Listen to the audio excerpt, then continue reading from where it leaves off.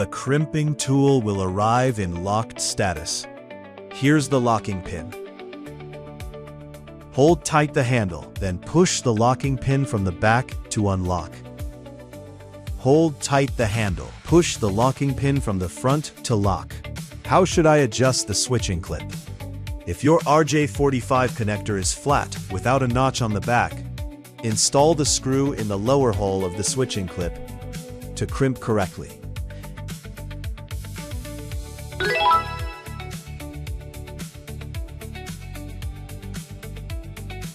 If the screw is in the upper hole of the switching clip and the connector is flat without a notch,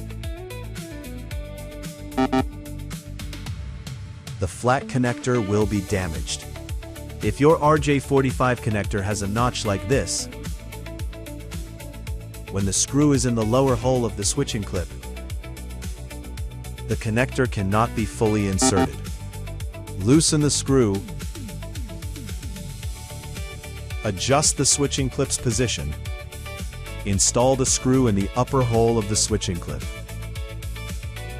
Then, RJ45 connectors with a notch can be inserted fully and crimped correctly.